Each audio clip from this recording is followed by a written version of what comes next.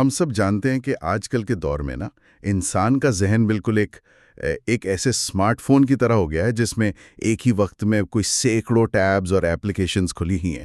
بالکل، اور back ground میں لگاتار نوٹیفیکیشنز بج رہے ہوتے ہیں۔ ہاں نا، کل کی پریشانیاں، انکہی باتیں اور پرانی رنجشیں مسلسل بیٹری ڈرین کر رہی ہیں۔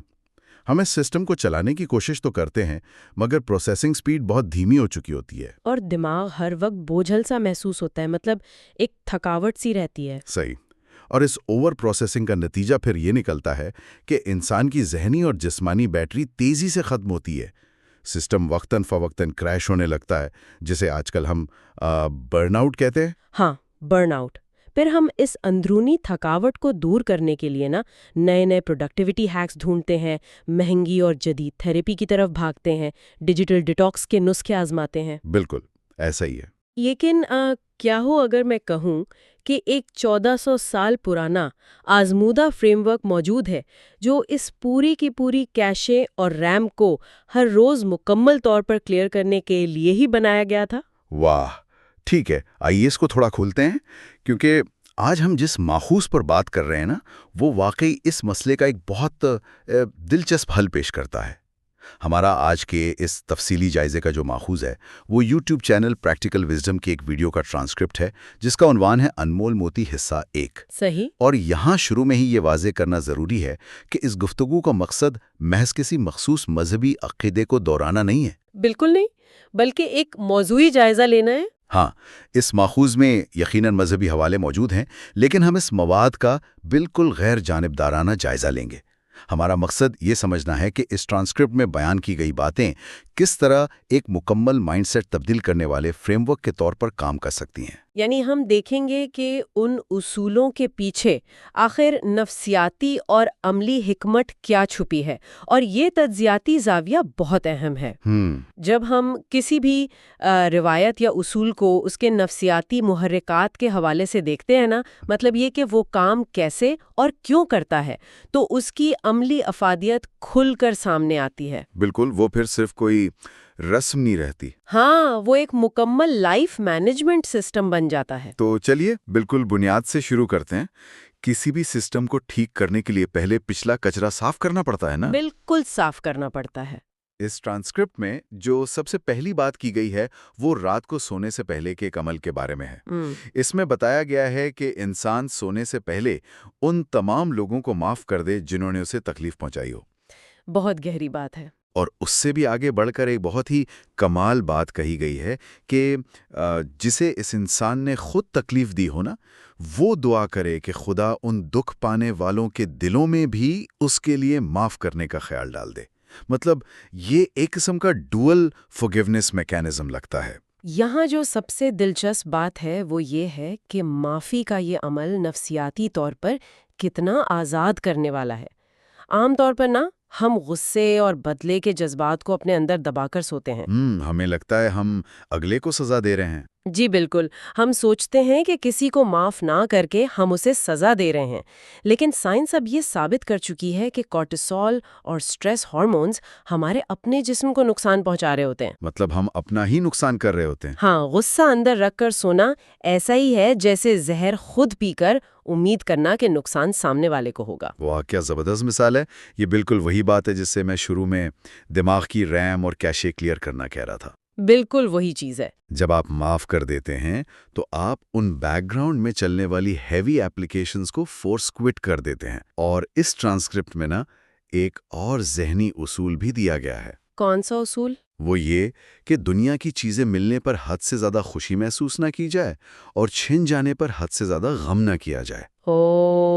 اس اصول کو سمجھنا تو اور بھی ضروری ہے۔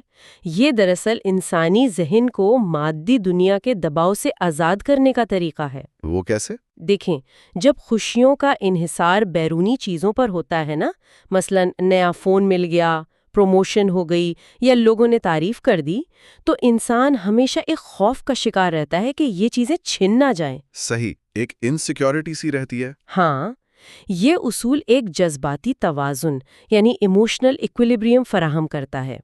اس کا مطلب یہ ہرگز نہیں کہ انسان پتھر بن جائے اور کچھ محسوس ہی نہ کرے۔ مطلب فیلنگز تو ہوں گی لیکن کنٹرول میں. بالکل. اس کا مطلب یہ ہے کہ انسان حالات کا غلام نہ رہے، اندرونی سسٹم بیرونی موسم کے مطابق کریش نہ ہو.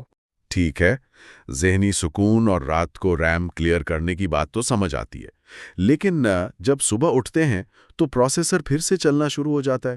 ہاں، وہ آٹو پائلٹ موڈ آن ہو جاتا ہے. بالکل، غفلت والا موڈ. اس حوالے سے یہ ماخذ ہماری توجہ دن بھر کی جسمانی عادات کی طرف لے جاتا ہے. مثلاً دائیں اور بائیں ہاتھ کا اصول بتایا گیا ہے، یعنی کھانا پینا دائیں ہاتھ سے اور صفائی وغیرہ کے کام بائیں ہاتھ سے. پھر کپڑے پہننے کا قاعدہ ہے کہ پہنتے وقت ہمیشہ اوپر والے حصے سے شروع کریں اور اتارتے وقت نیچے. جی، بہت باریک اصول ہے. تو اس سب کا آخر مطلب کیا ہے؟ مطلب میں یہاں تھوڑا سا سوال اٹھانا چاہتا ہوں. جی پوچھیے. کیا ہر وقت اس بات پر نظر رکھنا کہ کون سا ہاتھ استعمال کرنا ہے یا کپڑے کہاں سے پہننے ہیں ایک قسم کی تھکاوٹ یا OCD پیدا نہیں کرتا؟ یہ بہت ہی اہم سوال ہے اور اکثر لوگ اس میں الجھ جاتے ہیں. ہاں، کیا یہ انسان کو ہر وقت ایک فکر میں نہیں ڈال دیتا؟ دیکھیں، OCD ایک بے اختیار خوف کا نام ہے، جہاں انسان مجبوری میں ایک کام بار بار کرتا ہے. لیکن یہاں جس چیز کی بات ہو رہی ہے وہ انٹینشنل فرکشن ہے، جان بوجھ کر پیدا کی گئی رکاوٹ. جان بوجھ کر؟ جی، اس کو اس طرح سمجھیں کہ ہمارا دماغ اپنی انرجی بچانے کے لیے ہمارے اکثر کاموں کو ڈیفالٹ موڈ نیٹ ورک یعنی آٹو پائلٹ پر ڈال دیتا ہے. ہم بغیر سوچے سمجھے کپڑے پہنتے ہیں، پانی پیتے ہیں، چلتے ہیں. صحیح. ہم فزیکلی وہاں ہوتے ہیں لیکن دماغ کہیں اور کسی پریشانی میں الجھا ہوتا ہے. یعنی ہم کپڑے پہنتے ہوئے دراصل آفس کی کسی میٹنگ کے بارے میں پریشان ہو رہے ہوتے ہیں. بالکل. اور یہ غفلت ہی بے چینی پیدا کرتی ہے. جب آپ کے پاس ہر چھوٹے کام کو کرنے کا ایک مخصوص طریقہ موجود ہوتا ہے نا، جیسے وہ پانی پینے کا ذکر ہے ٹرانسکرپٹ میں. ہاں، جیسے پانی پینے کا مخصوص طریقہ جس میں سوچے سمجھے قدم اٹھانے کی بات کی گئی ہے اور اس پر 100 شہیدوں کے برابر اجر کا ذکر ہے، تو یہ قانون دراصل آپ کے دماغ کے اس آٹو پائلٹ موڈ کو توڑتے ہیں. آہا، اب بات سمجھ آئی. آپ کو اس وقت اس لمحے میں حاضر ہونا پڑتا ہے. آپ کا پری فرنٹل کارٹیکس ایکٹیویٹ ہو جاتا ہے. یہ تھکاوٹ نہیں بلکہ ذہنی مسلسل دھیان یعنی کانسٹنٹ مائنڈفلنس کی مشق ہے. یعنی چھوٹے چھوٹے کاموں میں قصدن رکاوٹیں پیدا کرنا تاکہ ہم واقعی زندہ محسوس کریں. ٹرانسکرپٹ میں سونے کے آداب کا بھی ذکر ہے. جی بالکل. جیسے وضو کر کے سونا، دونوں ہاتھوں سے چہرے کو چھونا اور شہادت کی انگلی سے آنکھوں کو ہلکے ہلکے ملنا، اور سونے سے پہلے نبی صلی اللہ علیہ وسلم کی زیارت کے لیے روزانہ سوتے وقت 300 مرتبہ درود پڑھنا. یہ بہت طاقتور عادات ہیں. ہاں، مجھے لگتا ہے کہ یہ فزیکل ٹچ اور ریپیٹیٹیو ایکشنز دماغ کو سگنلز بھیجتے ہیں کہ اب ٹرانزیشن کا وقت ہے. واقعی جب انسان انگلیوں سے آنکھوں کو آہستہ سے ملتا ہے نا، تو یہ ایک مخصوص ٹیکٹائل سینسیشن ہے جو ذہن کو پرسکون کرتی ہے. ایک طرح کا گراؤنڈنگ میکینزم. بالکل، یہ فزیکل ہیبٹس گراؤنڈنگ میکینزم کا کام کرتی ہیں. جب انسان اتنے معمولی کاموں میں حال میں رہنا سیکھ لیتا ہے تو زندگی کے بڑے مسائل میں بھی وہ بدحواس نہیں ہوتا. زبردست. یہاں پر بات واقعی بہت دلچسپ ہو جاتی ہے، کیونکہ اگر ہمارا اپنا اندرونی آپریٹنگ سسٹم ٹھیک چل رہا ہے تو ہم اکیلے تو اس دنیا میں نہیں رہتے نا. بالکل، ہم ایک سوسائٹی کا حصہ ہے. ہم دوسرے انسانوں کے ساتھ نیٹ ورک میں جڑے ہوئے ہیں. اس فریم ورک کا اگلا حصہ معاشرتی رویوں یا اکرام مسلم کے بارے میں ہے. ٹرانسکرپٹ میں سلام کو پھیلانے پر بہت زور دیا گیا ہے. جی، اور کہا گیا ہے کہ اس سے چھوٹے گناہ معاف ہوتے ہیں. ہاں، اور بڑے گناہوں سے توبہ کی توفیق ملتی ہے. لیکن اس میں جو سب سے حیران کن اصول دیا گیا ہے وہ یہ ہے کہ جو توڑے اس سے جوڑو اور جو محروم کرے اسے دو. یہ تو بہت ہی مشکل کام ہے. وہی نا، یعنی جو تعلق توڑ دے آپ اسے تعلق جوڑیے، جو آپ کا حق مار لے آپ اسے دیجیے. لیکن اگر ہم اس کو بڑی تصویر کے ساتھ جوڑ کر دیکھیں نا، جی، تو پتہ چلتا ہے کہ یہ قواعد معاشرتی ذہانت یعنی ایموشنل انٹیلیجنس کی بہترین اور آخری حد ہیں. مطلب اگر ہم آج کے کینسل کلچر کے ماحول پر غور کریں نا، وہ تو بالکل ہی مختلف چیز ہے. ہاں، اس میں ہوتا یہ ہے کہ اگر کسی نے ایک چھوٹی سی غلطی کر دی یا ہماری مرضی کے خلاف کوئی بات کہہ دی تو ہم فوراً اسے بلاک کر دیتے ہیں، اس کا بائیکاٹ کر دیتے ہیں. بالکل، اسے اپنی زندگی سے نکال دیتے ہیں. کینسل کلچر میں کسی کو نکال باہر کرنے سے ایک فوری ڈوپامین ہٹ ملتا ہے، ایک جھوٹا احساس برتری محسوس ہوتا ہے، لیکن جو توڑے اس سے جوڑو والا اصول تو پوری طرح انا کی موت پر مبنی ہے۔ ایگو کی موت۔ یہ کینسل کلچر کا بالکل الٹ ہے۔ تو کیا یہ باؤنڈری سیٹ کرنے کے خلاف نہیں ہے؟ مطلب انسان اپنی کوئی حد نہ رکھے؟ دیکھیں، کینسل کلچر اکثر لوگوں کو اندر سے کھوکھلا اور تنہا کر دیتا ہے، کیونکہ وہ انسانی غلطیوں کی گنجائش نہیں رکھتا۔ باؤنڈریز اپنی جگہ اہم ہے، لیکن یہاں بات ہو رہی ہے امپیتھی کی، ناقابل شکست بننے کی۔ ناقابل شکست کس طرح؟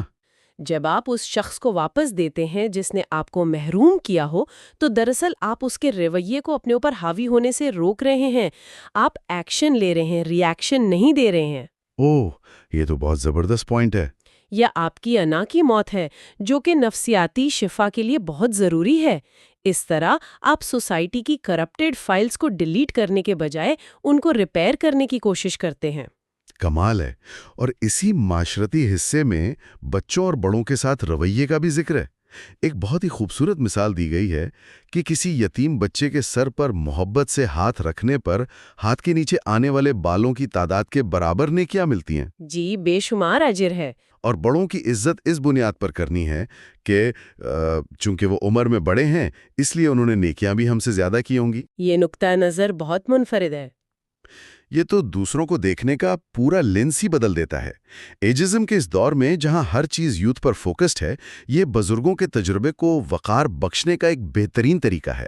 اور یتیم بچے والی مثال دیکھیں نا، یہ صرف پیسے دینے تک محدود نہیں ہے۔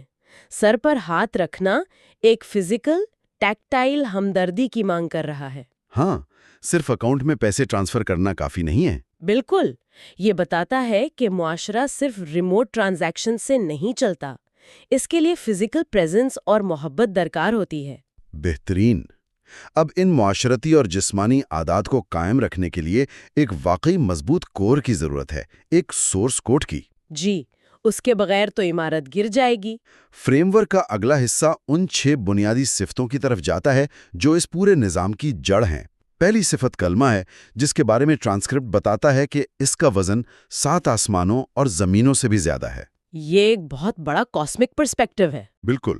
پھر نماز ہے، جو برائیوں سے روکتی ہے اور حساب کے دن سب سے پہلے پوچھی جائے گی، یعنی ایک اسٹرکچرل ڈسپلن۔ پھر علم اور ذکر ہیں، غفلت دور کرنے کے لیے، اور دعوت اور تبلیغ۔ لیکن جو چیز اس پورے حصے کی جان ہے، وہ ہے اخلاص نیت، یعنی نیت کا مکمل طور پر خالص ہونا۔ یہ سب سے مشکل مرحلہ ہے۔ ہاں، اس کو سمجھانے کے لیے ٹرانسکرپٹ میں ایک شادی کے کارڈ کی مثال دی گئی ہے، جسے سن کر میں واقعی سوچ میں پڑ گیا۔ ہاں، وہ شادی کے کارڈ والی مثال واقعی بہت گہری اور واضح ہے۔ مثال یہ تھی کہ ایک شخص کو اس کے کسی بہت ہی قریبی دوست کی شادی کا کارڈ ملتا ہے۔ صحیح۔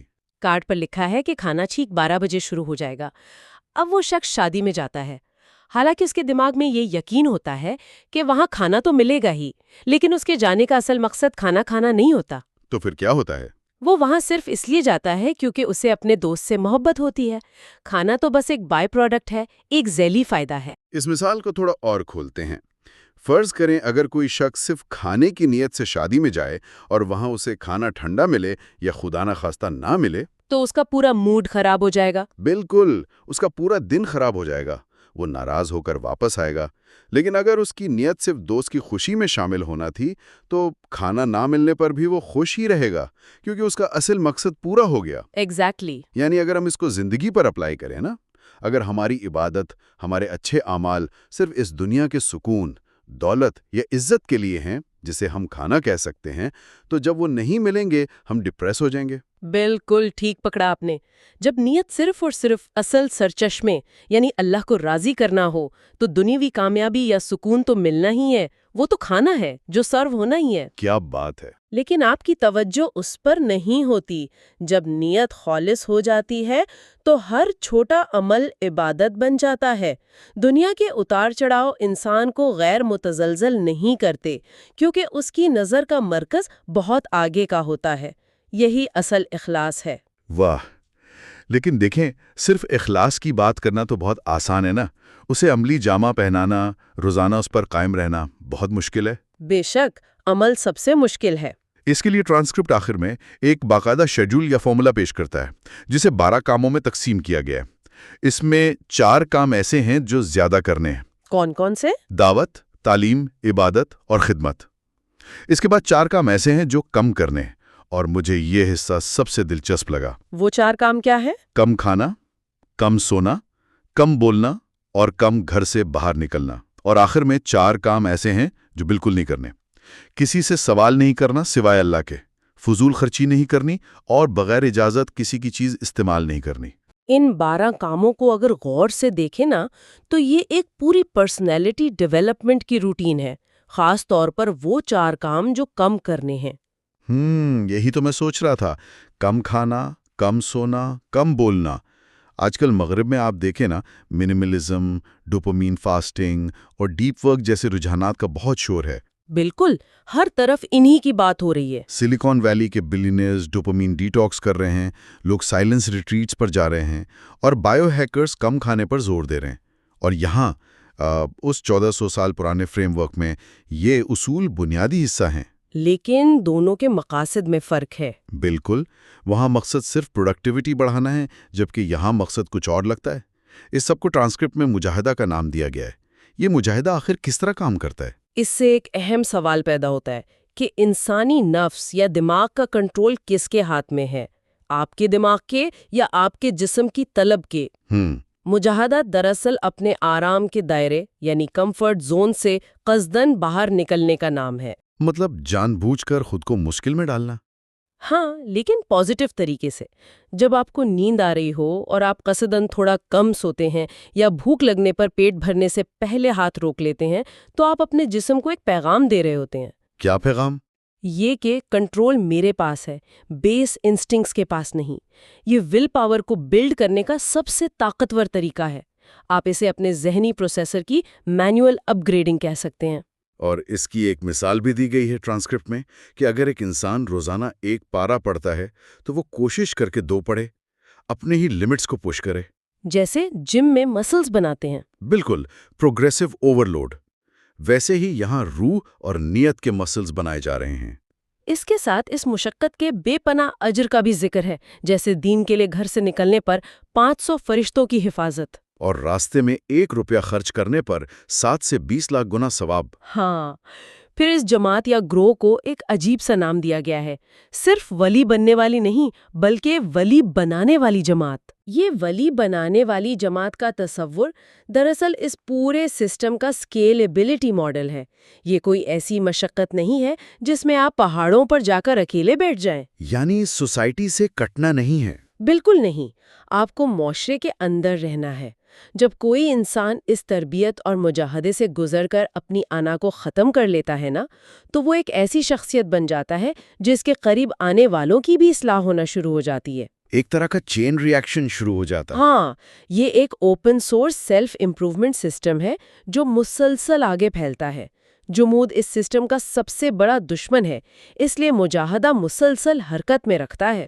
تو اگر ہم اس پورے گہرے مطالعے کا نچوڑ نکالیں تو یہ فریم ورک کسی ایک حصے پر زور نہیں دیتا؟ بالکل، یہ بہت جامع ہے۔ یہ رات کو سونے سے پہلے کی معافی سے ذہن صاف کرتا ہے، دن میں چھوٹی عادات کے ذریعے آٹو پائلٹ موڈ کو آف کرتا ہے، معاشرتی رویوں میں کینسل کلچر کے بجائے ایمپتھی اور تعلق جوڑنے پر مصر ہے۔ صحیح۔ اس سب کے پیچھے اخلاص کو بطور سورس کوڈ رکھتا ہے، اور پھر 12 کاموں اور مجاہدے کے ذریعے اس پورے نظام کی حفاظت کرتا ہے۔ یہ واقعی ایک بہت ہی کمال کا لائف مینجمنٹ سسٹم ہے۔ اس فریم ورک کی افادیت اس لیے بھی نمایاں ہے کیونکہ یہ انسان کو ٹکڑوں میں نہیں بانٹتا۔ آج کل نا ہم فزیکل ہیلتھ کے لیے الگ ڈاکٹر، مینٹل ہیلتھ کے لیے الگ تھراپسٹ اور روحانی سکون کے لیے الگ جگہ جاتے ہیں۔ ہاں، سب کچھ الگ الگ خانوں میں بٹا ہوا ہے۔ لیکن اس ماخذ میں جسمانی عادات، معاشرتی ذمہ داری اور روحانی نیت آپس میں انتہائی گہرائی سے جڑے ہوئے ہیں۔ یہ وقت کی قدر کرنا سکھاتا ہے اور بے مقصد رویوں سے بچاتا ہے۔ زبردست۔ جاتے جاتے سننے والوں کے لیے ایک ایسی سوچ کو ضرور سامنے رکھنا چاہیے جو ان تمام باتوں کا پس منظر ہے۔ وہ کیا؟ ہم نے ڈیٹیل میں بات کی کہ اخلاص کیسے کام کرتا ہے۔ وہ شادی کے کارڈ والی مثال یاد کرے نا، یہ واقعی غور طلب بات ہے کہ اگر آج کا جدید انسان صرف اپنی نیت کو اتنا خالص اور واضح کر لے، اپنی انا اور حالات کی غلامی چھوڑ دے، کہ آج ہی جدید دنیا کے سب سے بڑے مسائل جیسے پرفارمنس کا پریشر، ہر وقت کی انگزائٹی اور برن آؤٹ، کیا یہ سب مسائل کسی بہت مہنگی اور جدید تھراپی کے بغیر ہی صرف اپنے اندرونی مقصد کو ٹھیک کرنے سے خود بخود حل نہیں ہو جائیں گے؟ یہ واقعی سوچنے کی بات ہے۔ کیا واقعی ہمیں باہر کے نئے ٹولز چاہیے، یا پھر ہمارا جو دماغ لگاتار اوور پروسیسنگ کر رہا ہے اس کی ٹیبز اور کیشے کو اس 1400 سال پرانے طریقے سے کلیئر کرنے کی ضرورت ہے؟ ان سوالات پر غور کرنا یقیناً زندگی کو ایک نیا رخ دے سکتا ہے۔ بالکل۔ اس پر ضرور سوچیے گا۔ اگلی گفتگو تک کے لیے اپنا خیال رکھیے۔ خدا حافظ۔ خدا حافظ۔